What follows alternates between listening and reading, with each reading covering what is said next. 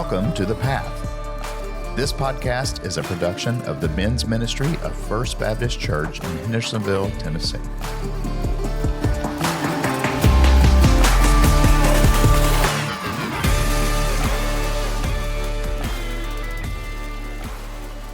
Welcome to the Path Podcast. This is episode number 5. I'm Jeff Tarkington, along with my other host, Foster Carney. Today, we're honored to have Bill Sorrells as our guest. Give you a little introduction to him. He started his law enforcement career in 1983, and I believe that was at Portland Police Department. That's right. And he has been Assistant Chief of Police for Gallatin Police Department since 2011. And I'm excited to have him here today. I'm going to let Foster go a little bit. I know you have known Bill for a while because you were a Gallatin resident. Yeah, I've always seen Bill Sorrells around our town and just leading people well, and grateful for his service to our community. It feels like an honor to have you here. Our whole point of this podcast is to give men an opportunity to share their story, talk about their life, and hopefully in that process, other men will be challenged and encouraged to walk out their faith boldly like you do and still maintain integrity in the position that you are and trusted to do what you do. So thank you for being here with us. Thank y'all for asking me. So as we get started, I do have a verse. I've read it in one of our other with one of our other guests, but I just really like it. I think it really speaks to men. So I'm going to read that as we get started. It's 1 Corinthians 16, 13 through 14. Be alert, stand firm in the faith, act like a man, be strong. Your action must be done with love. One of the reasons I chose that verse is in church, we've seen the role of men kind of change. And who's attending church, and I know that's Foster, one of his goals as men's minister is let people know, hey, it's okay to be masculine. It's okay to be a man. And this verse says it right here, be strong, be a man, do what you're supposed to do. And I know that's how you are. You're definitely a man, you're a strong man, and you live your life that way. So I thought that was a very appropriate verse with you being our guest today. I know you went to high school in Greenbrier, but I don't know if that's where you're from. And I know you have quite a few siblings that have different areas of life. What was your early life and childhood? What was that like? Well, early I was born in Madison, Tennessee, in Madison Hospital and Sanitarium. It was a combination hospital, crazy wards. So don't know which side I was born in, but I grew up in Madison until I was around 5 or 6, and my father worked for a company. They went on strike, and being on strike, the company shut down, and they moved to Henderson, Texas, to get away from union labor. So we moved to Texas, stayed there for about 2.5 years, came back to Greenbrier, where I finished growing up as a young man and a teenager. In Greenbrier, what were you involved in? Like, what was your life like? Football, baseball, of course. We didn't have a lot of sports in Greenbrier at the time. Football, basketball, and baseball was it. Golf, and definitely wasn't going to play golf because it wasn't going to be near the country club unless I was sneaking on there. Played a lot of football, a lot of baseball throughout the neighborhood and organized sports, and up through high school. Those are the 2 sports that I was involved with the most. I was actually in the chorus, and couldn't sing, but I took chorus one year. So I was in the chorus. I was actually, we had classes back then called Single Living, where they taught you how to do things like sew and iron. And so I was actually in the Homemakers of America also for 1 year.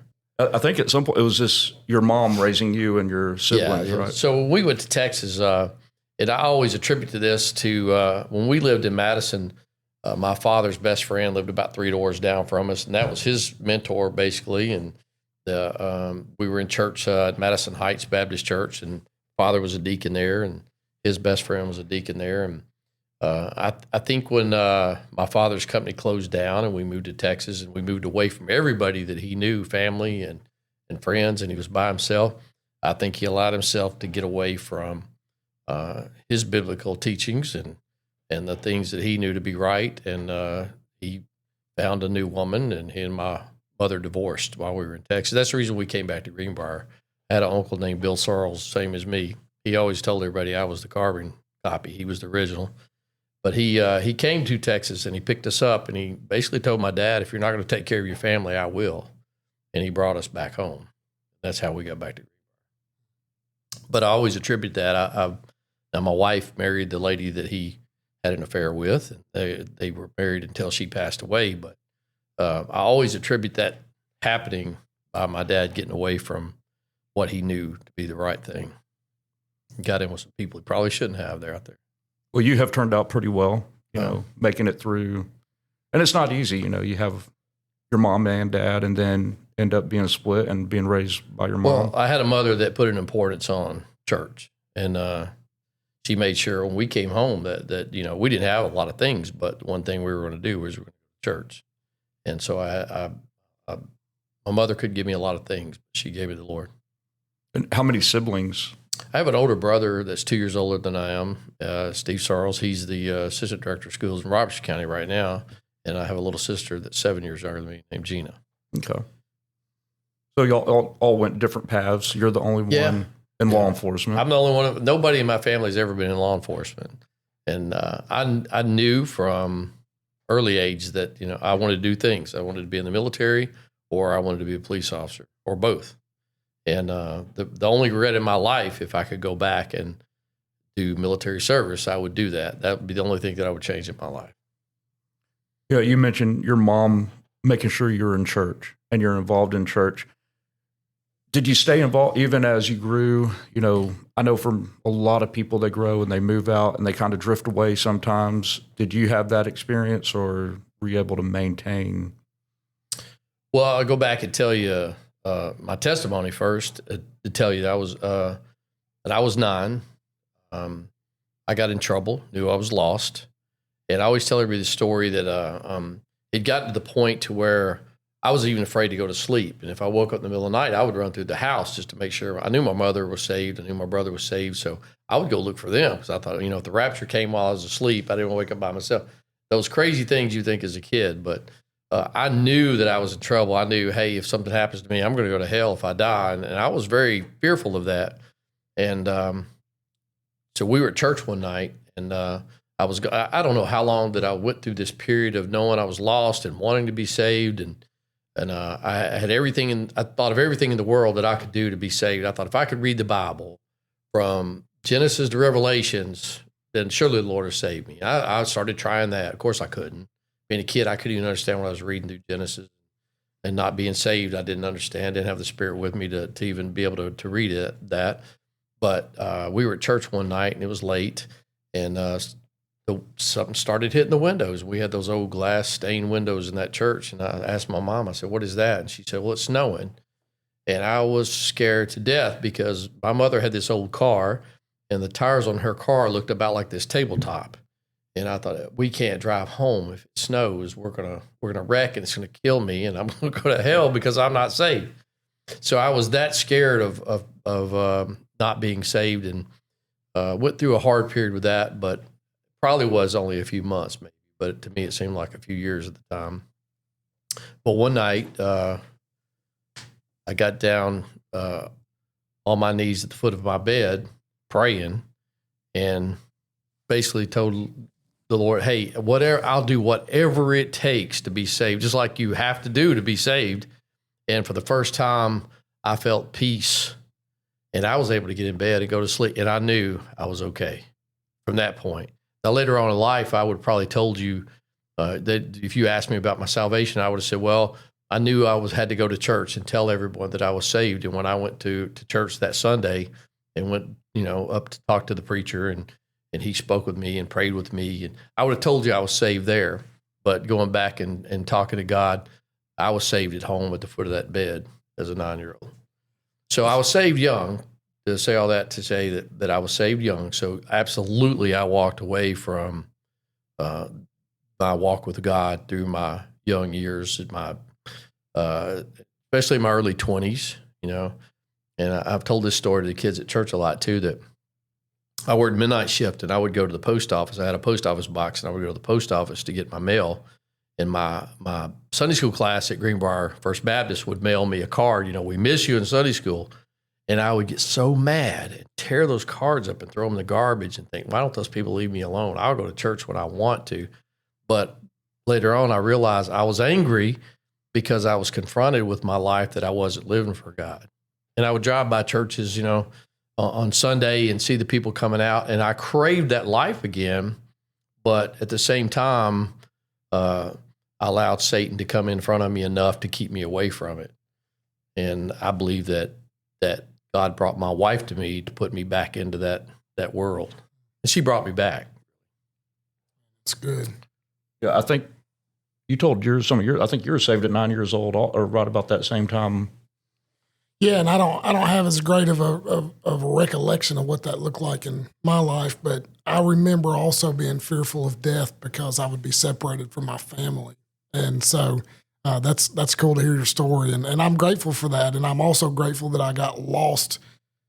I lost the way later in life enough to be broken to be brought back to Christ as my Lord and Savior. So. Sounds like you're headed that direction also. I think I was hard-headed that, even in salvation, I was hard-headed because I was going to do things my way. I wasn't going to do things, I always said, I'm not going to the front of the church to be saved. I'm not doing it. So I had conditions on salvation, and I think that's why I wasn't saved for that period of time, even though I knew I was lost and I needed to be saved. Lord didn't give it to me because I had conditions. Later on in life, when I was called to preach the gospel, I had conditions. Well, first of all, I denied it for years, years, and years, and years. And then when I finally said, okay, I'll do this, but I had conditions. And God, like you said, he pretty well let me know, hey, if you're not going to do what I asked you to do, I'm going to kill you. I'm going to take you out. You're not going to be alive next year. I believe that 100%. Yeah, hearing your testimony and in your early 20s, kind of getting away from actually going to church and having those issues. I think that's so common for men at that age. And I don't know what it is about us, but I feel like a lot of us go through that. I know I did also. And I think this job can take you away, but it also can bring you back to it. The stuff that you see, the influences that you can have on people, and I know you've been doing this a lot longer than I have now and has seen everything imaginable. But I do think you can see the good in people too. And you can also see what the devil can do and how he can attack people, how he can attack families. He's looking for an opening, so if you give it to him, he's going to take it. And I actually did a lesson last night for a youth group. And I said, hey, the devil's job, his main job is to confuse you and make you not hear God's word, not make you hear God's instruction for you. And if he can get in front of you just enough to confuse you enough for you not to listen to God, that's where he's going to draw you away. And yeah, through that period of my life, and I wasn't listening to God at all. There was other things that I had in front of him. I put a lot of idols in front of God at that time. I was saved, never lost my salvation. I don't believe you lose salvation, but I put a lot of stuff in front of God, and I walked out into a dark path that there was no light shining on me for a while. You being saved at 9, I did have how was life before being a Christian? Well, you were 9 years old, but you kind of talked about that because you did, started trying to live for yourself for a little while. Before, and I've heard you talk before, Sheila really kind of brought you back. Yeah, absolutely, 100%.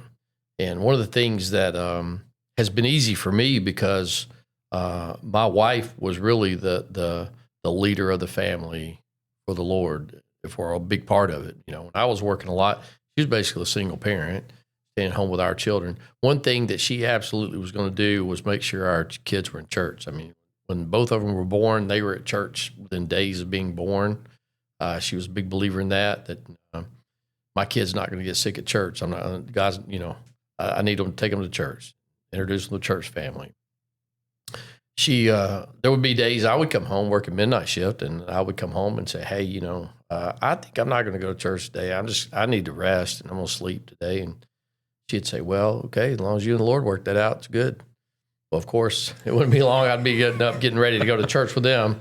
But whether I was there or not, I didn't have to be that guy like a lot of men might have to do because I had a wife that was going to step forward equally or in front of me. She's really been the catalyst for the Lord in our family more than I have, I'd say. How has it been being a police officer and being outspoken about your faith? What kind of effect is that? I've never had any trouble. I mean, I've always been. I'm not going to pat myself on the back, but I'm unafraid to say anything about the Lord at any time, whether I'm working or not. If I lose a job because I'm speaking about Jesus, I'm going to lose a job. Amen. But nobody has ever challenged me on speaking for Christ on duty or off duty. Yeah, I think it does help being where we are in the Bible Belt. It's changed, but it is still the Bible Belt. And our chief is a very godly man, and he follows Christ too. So he's never going to say anything. I don't know that I can say that I'm a leader for men by displaying my faith. I get up every morning, and one of the things I try to pray is, "Hey, Lord, guide my thoughts, guide my actions, guide my tongue," because that's my problem. Speaking, I don't know that I'm a leader for the Lord the way I should, because I go out and fail Him every day. Pray that every morning, and I fail Him every day. But the one thing that the Lord has been with me and goes to my wife also is there's been no doubt where I stand in my marriage. Law enforcement is a business where we work around a lot of guys who are very promiscuous, cheat on their wife, things that go on. That has never been a problem to me. But the day I got married, that was one of the things I prayed to the Lord. Hey, you got to help me be faithful to this woman. I'm walking down the aisle with her, saying, hey, this is going to be the problem for me. Can I be faithful to her? I've never had that problem in my life. But a big testament too, as part of that, is my wife. Let me ask you, because I don't work in y'all's office, but do you find it easy to take advantage of situations when you see one of your officers that are struggling or going through something hard in their life? Maybe they've had a cheat on their wife or some kind of moral failure, or you just hear them talking like a dog. Do you take that opportunity to share Jesus with them, or do they just know that hey, Chief Sorrells is a godly man and we can confide in him, or what's that look like inside of a police department? I think it's a little of both. I mean, obviously, I'm going to take the opportunity to try to inject the Lord in any conversation I can. I ask Him to do that every day. Hey, give me a chance to witness to somebody. It doesn't happen every day, but I ask for that chance. Me too. Yeah, I mean, it's very easy for me to interject it in. I don't know if people look at me. I hope they do, but I don't know if they look at me as a godly person that they can come speak to about the Lord. But I'm going to try to put it out there all I can. I'm going to share the gospel anytime I get an opportunity. And if somebody's having a problem, I'm absolutely going to tell them, hey, God's not happy with you living your life like this. You cannot correct this problem if you're not living for Christ. Yeah. Sonny Weatherford's stepson, Mikey, was my brother-in-law's dearest friend as young people. So I got to be around him and Tammy and some of those as a younger guy. I haven't been around them enough in a long time to be able to speak into that much, but I've heard several people talk about the funeral, and I think you led this funeral service, and it was impactful to people. And I want to commend you on that because that takes a step of boldness. And you're what you're doing in that moment is you're saying, I love the Lord enough that I'm going to put my walk with the Lord in front of all things that are culturally correct. And so I'm grateful for that, but I'd love to hear you, if Jeff's okay with it, I'd love to hear you share about that service as much as you want to and are comfortable to do. Give a little background on who Sonny Weatherford was the sheriff of Sumner County, and he unexpectedly passed away while he was attending the Tennessee Sheriff's Conference in East Tennessee. And Bill and Sonny basically came up together in law enforcement, kind of had parallel careers. Of course, Sonny ended up being sheriff, but they both started at Portland. Bill came to Gallatin, so they were very close. So just to give a little bit of background of who Sonny was, but as you know, as young men, we ran together a lot and worked together every night. So we were together on duty and off duty both for a couple of 3 years there together, and then I went to Gallatin, he went to the county. So we you become close friends, but we drift apart, but you're still close. And we would get together every so often and talk about things, just like we'd never left those 2 or 3 years. I think I referenced it in the funeral. It's one of those things that you lose people in your life that you don't know will impact you like it does. And through my life, I've had people pass away. I had a roommate that passed away or an old roommate that a guy I lived with for about 3 years. And he was part of the pact that me and Sonny had together. And he took a part of my life with him when he left. I found that when he died, hey, that part of my life's gone, and that hurt me. When Sonny, same thing with Sonny. When Sonny passed away, part of my life only Sonny knew. Only me and Sonny and God knew a whole big, huge portion of that life. So when Sonny left, I lost that part. So really impacted me more than I thought it would. I don't want to say like, I didn't think if he passed it would hurt me losing a friend, but it hurt me a lot worse than I thought it would. If that makes sense. Yeah. It's like losing a family member. It really was to me. Sure. But I knew when Tammy came and said, "Hey, Sonny wanted you to preach his funeral," I knew that I would have to take that opportunity to preach to the lost. I can't let that go by, and especially with there's going to be a lot of people that watching that funeral, and I believe that God made that opportunity for somebody that's lost to hear the word of God. And if I passed that up, I would have failed God tremendously in that moment. There's been people in my life too that, God, I know God calls us to, hey, you need to go speak to that person, or you need to go speak to this person. And I have failed him in that endeavor also, because I know he spoke to me and said, hey, here's somebody I need you to go talk to. And I didn't, or I made excuses. I didn't have time. And the next thing I know, they're gone. And they passed away before I could speak with them. That's happened more than once. So my failures for God are probably 10 times greater than my success. I don't know if I've had success, but if I have, my failures are 10 times better than my successes for the Lord.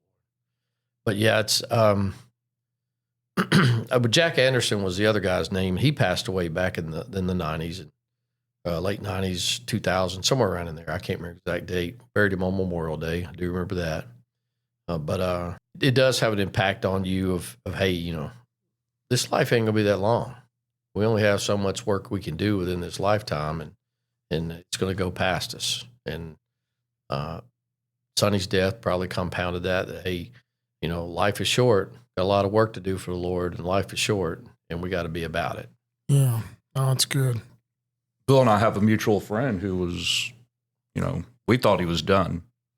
And I called him, it was at night on my way home from the hospital. And basically I said, I'm a piece of crap because I have not shared like I should with him.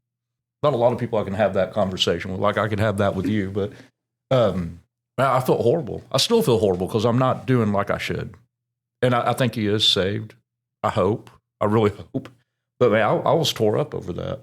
I don't know if you're talking about Billy or not. I just wasn't going to throw that out. I'll call his name. Billy Valdick works with us. And yeah, he went in the hospital, and we didn't think there was anything much wrong with him. And the next thing we know, I really thought he was going to die. Mm-hmm. And he was one of those people that I thought, Lord's, and Billy and I have had many conversations through the years about salvation.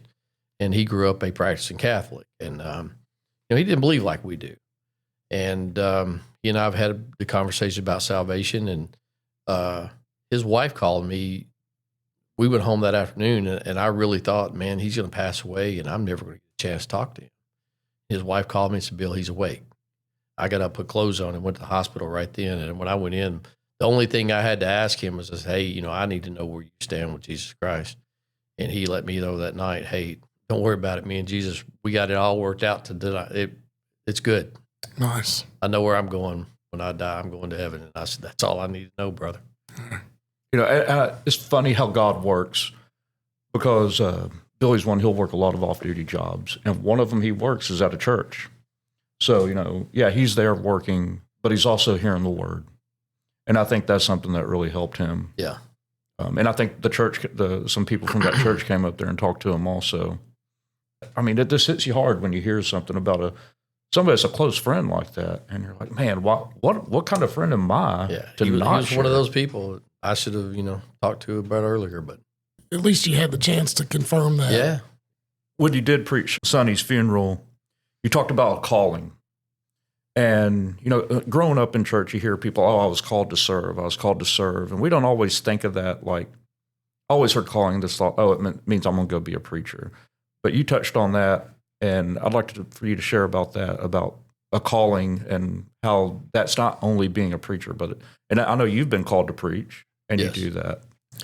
Yeah, I 100% believe that there was nothing. I think God brought me into life to be a police officer. I really believe that. And when people ask me, why are you a cop? I always tell them I was called into this profession just like I was called into the ministry. No doubt about it, God called me to come into law enforcement. That's the only reason I'm here. And like I told y'all before, when we interview people, one of the things I ask them, hey, are you called into this profession? If you're not, you can't do it.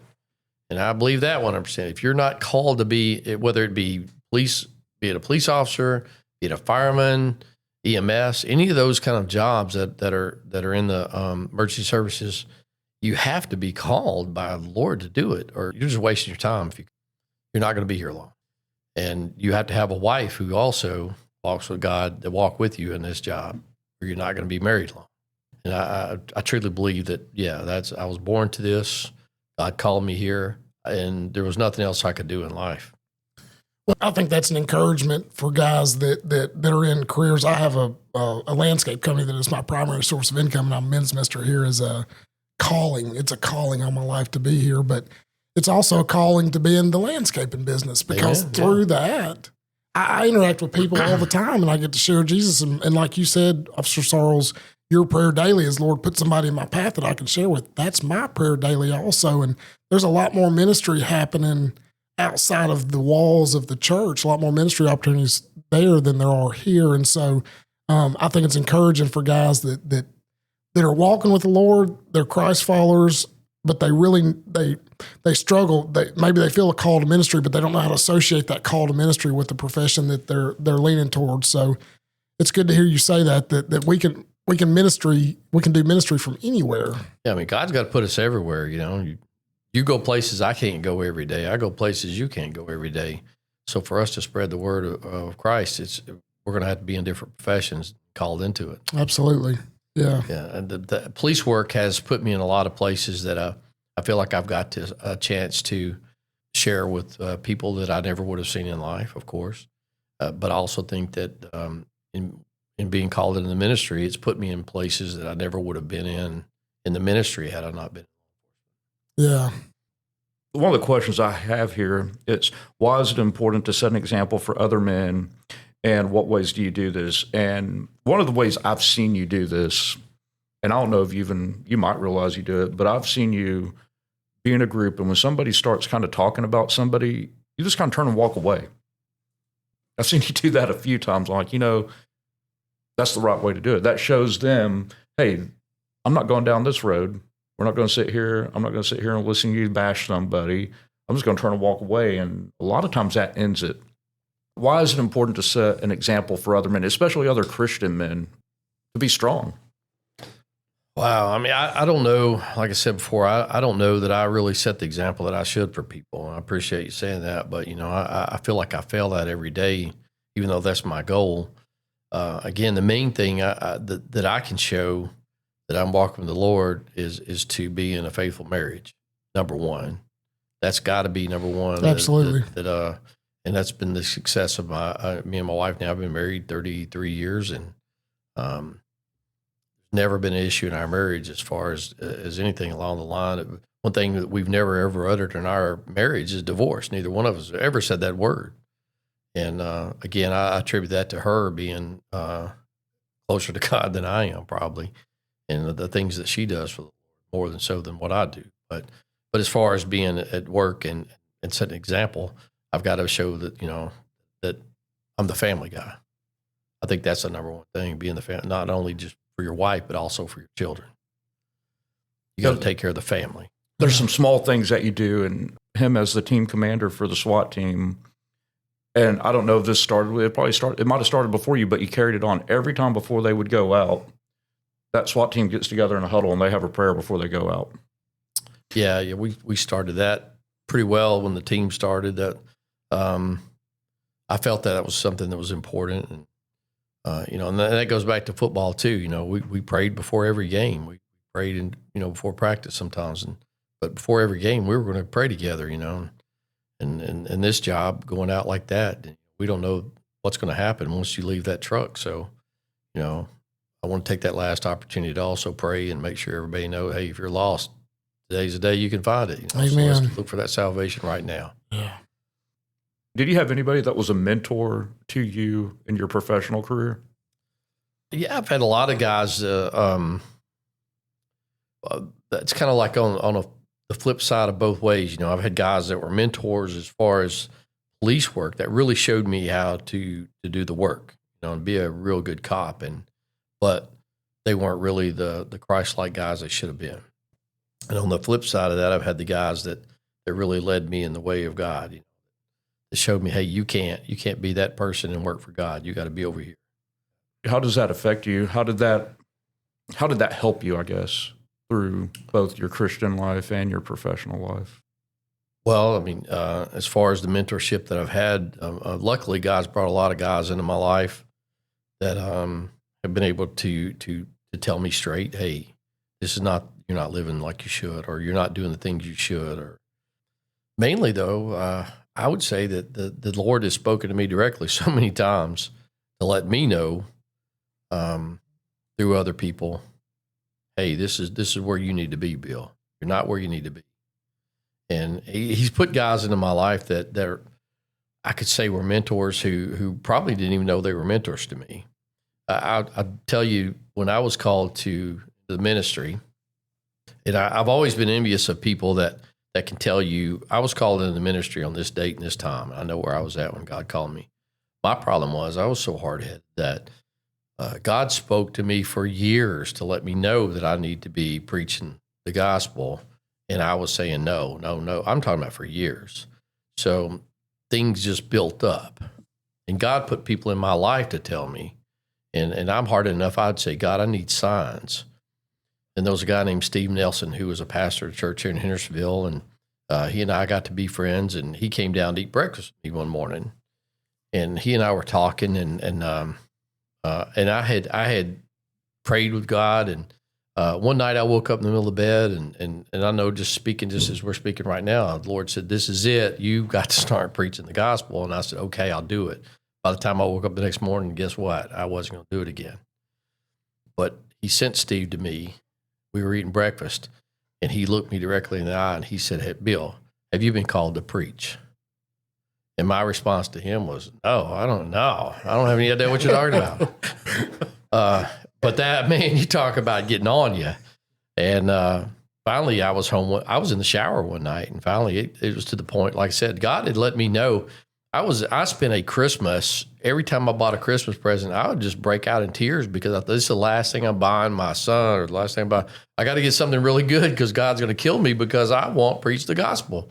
But finally, I was home in the shower, and I said, okay, God, this is it. Whatever you need me to do, I'm doing.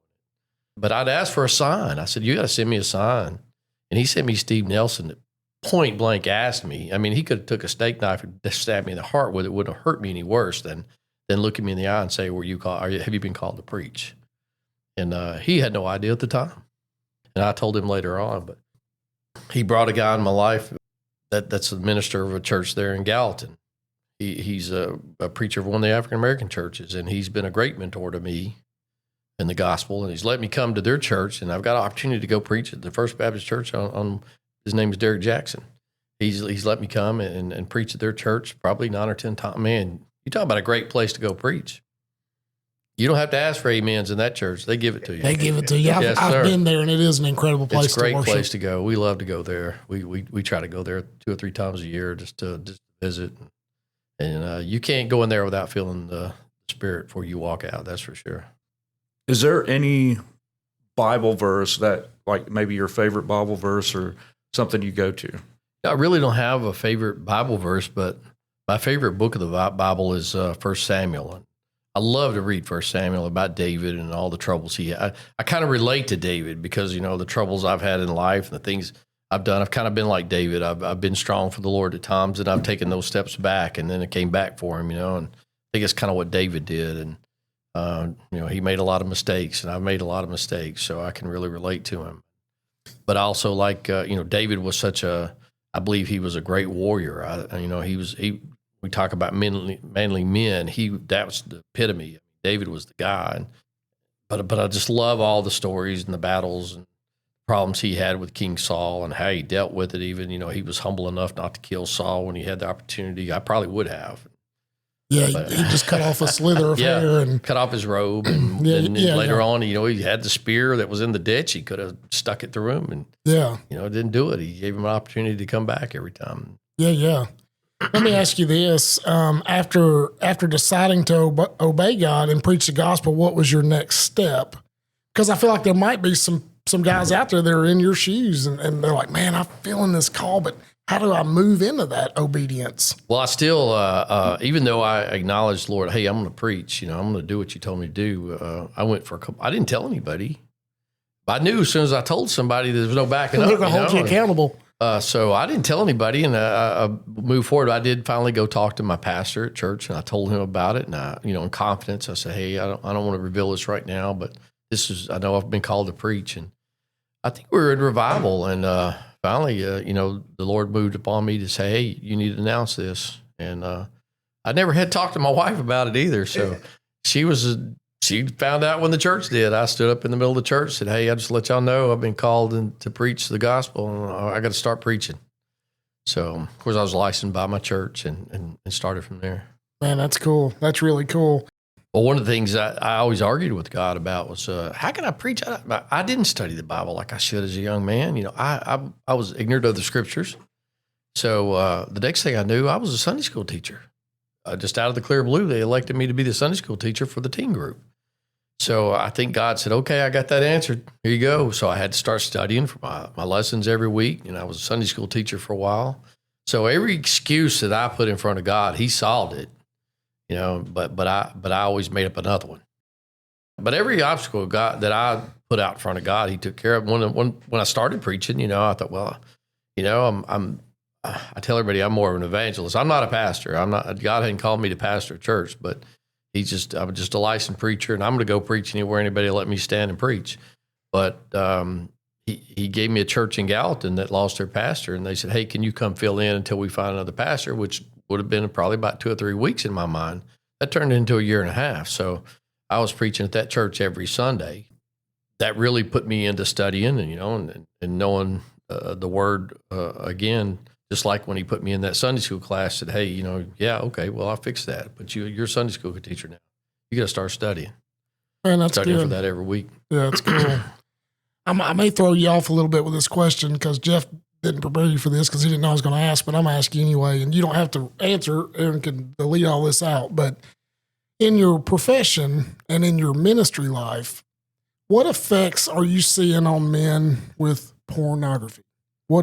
How do you see that? I think Satan has used it to a huge degree, man. It's just so available now. You open up your phone or, when we were kids, you had to make an effort to go and get a magazine. Get a magazine. Somebody, you had to steal something or something from somebody or find somebody's father that had those subscriptions, and we did as kids.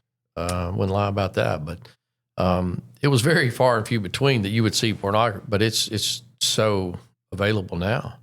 I think it's a huge stain on us as God's people that Satan uses that to lure people away from it puts a false sense of love in the world. I think yeah, for sure, it gives men a false sense of what love really is and how to love your spouse.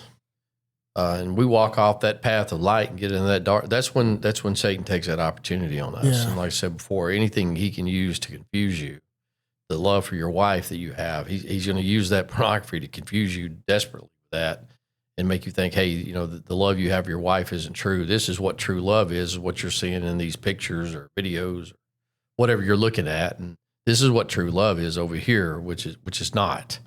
I think that happens to a lot with in our profession. As police officers, the divorce rate for police officers is 6 times the national average. Wow. When I say that, how do you get 6 times? Because most police officers are married at least 3 times in their career. Wow. And there's exceptions, of course, but most of those are because the police officer's fault. Yeah. He's out.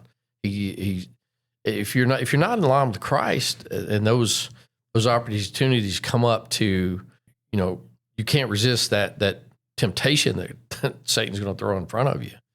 And with that porn, like you're talking about, just poured out onto people. Gosh, I mean, he's just using that you're not in the church and you're not worshiping the way you should. You're not talking to God like you should. And your relationship with Christ is vacant. Your relationship with everybody on earth is going to be vacant too. Yeah, no, that's good. I liked where you went with that. And I was about to ask you, what would you recommend? And you said it, be involved in church, be involved in fellowship with other believers and opening God's word. I got people telling me, hey, I can worship at home just as good as I can in church. And I always tell them, that's bull. You know better. You know better. You have to be around God's people. God has commanded us to be around one another. He didn't tell us to stay at home. He said, come together, man, and worship with each other. That's right. So if you tell me you can stay at home, that's Satan telling you, hey, don't worry about it. You stay here. People say, well, I can worship out here in this field by myself. No, you can't. Yeah. Because you're not around the spirit of the other believers, and you have to do that. Right. Oh, it's good. And you have to make effort for the Lord, He's made a lot of effort for you. He hung on the cross for you. You can make an effort to get out of bed and go to church for him. That's exactly right. Yeah, that's exactly right. You talk about porn, and I think it is an addiction. I think it's a dangerous addiction. I think people, they will overlook it because it's not like alcohol and drugs, where you see that outward, somebody is an alcoholic, you see the outward effects of that, or they're addicted to drugs, you see that too. With porn, you don't always see that. But it's so damaging to your marriage because it gives you unrealistic expectations for what love is and what that relationship's supposed to be like with your wife. And man, it takes you down so many bad paths too. I talked to a neurologist or a brain guy, and he said the effects of porn, the effects on your brain that porn has are more devastating than the use of cocaine. It alters your brain that much. I believe there are things in our life now that are addictive. Amazon. Yeah. I mean, the number one cause of failed marriages is finances, and right now you go on Amazon and order what you want. It's there the next day, and I know people that I've been friends with that their wives are spend all their money on Amazon. They're addicted to that, just like you're talking about the porn or the drugs. They're addicted to shopping on Amazon and ordering every day, and they order stuff they don't need. We can't live in sin and be walking with the Lord at the same time. Sin doesn't fester where the presence of the Lord is, and he Pastor Chester says that in a much more intelligent way. But for dumb people like me, I can't be walking in sin and walking with the Lord at the same time. So you're right. Anything can fill that void. Our pastor said it many times before. When God created us, he created us with a void inside of us that can only be filled by asking him to come dwell with us. And you got to be talking to him. If you're not praying every morning, you're not reading the scriptures every day, you don't have the relationship. If you got up and didn't speak to your wife for 2 months, you wouldn't have a good relationship with her. Mm-mm. How can you have a relationship with Christ if you're not talking to him every day? Right. It's the same difference. Same thing. But as far as porn, anything, I mean, that's an idol, putting that in front of God. But anything could be that idol. It could be a car. It could be a boat. I mean, you see people, it could be golf. Yeah. People that can't go to church because they got to go play golf every Sunday morning. And we put a lot of idols in front of the Lord. And I tell my kids all the time at the youth group, hey, if there's something you're putting in front of your service to God, that's an idol. That's more important than God. People listening to this might not like what I'm about to say, but youth sports. Oh, it's terrible. That's become an idol. I've talked about that more than once. I think that Satan has really used youth sports to take our people out of church.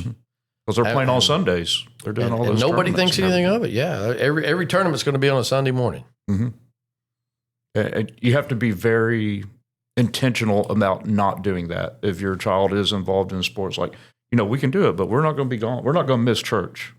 We're not going to go and not be at our church, and not worship and not be with other believers. And I've always said, I talked to a guy that ran the FCA, and I said, hey, why don't the FCA take over youth sport? If you're involved with it, you're not going to schedule games on Sunday. You could be the leader in youth sports and change this.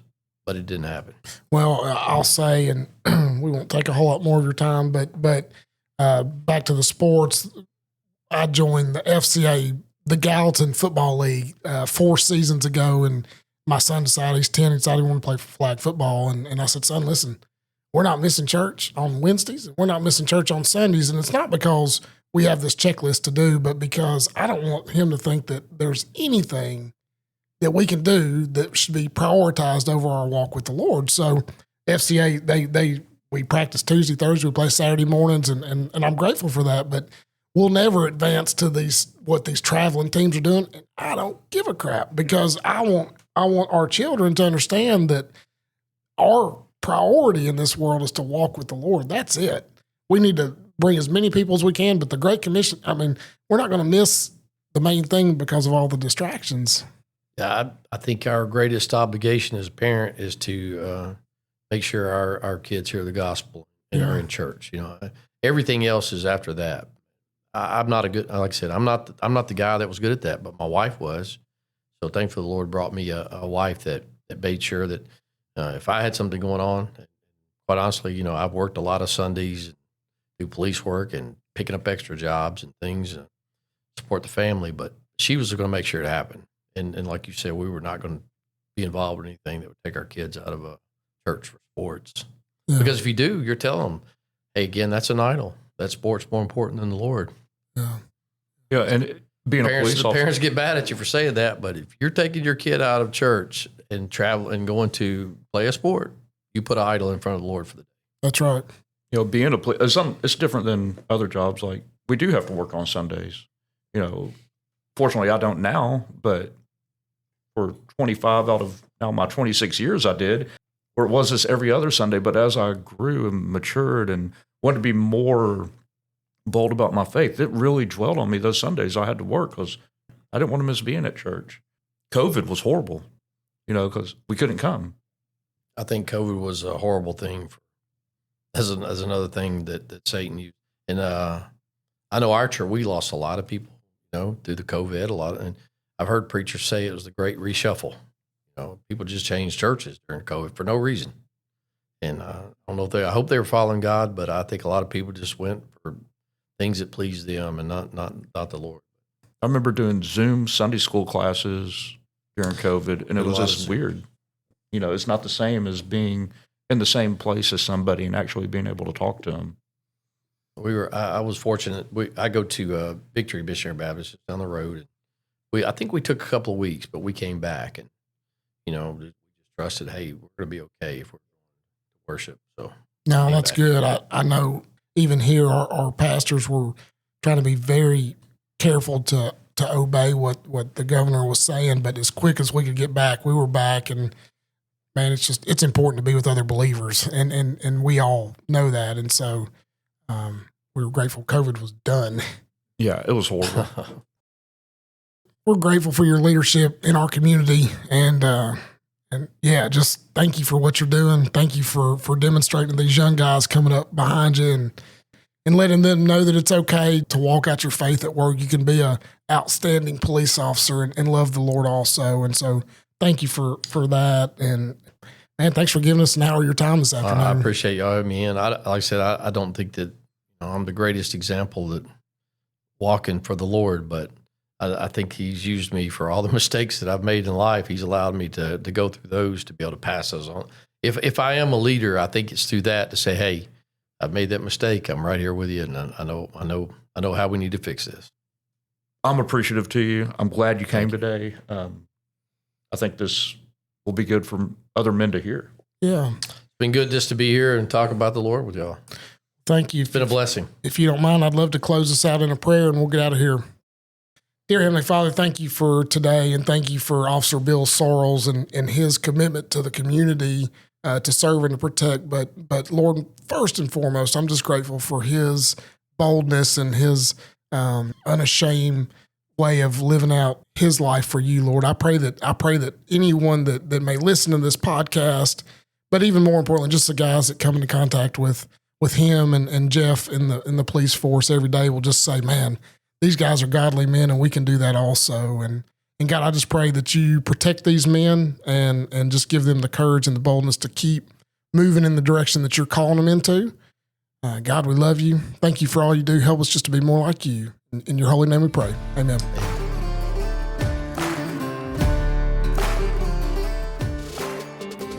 Thank you for listening to this episode of The Path, a podcast production of the men's ministry of First Baptist Church in Hendersonville, Tennessee.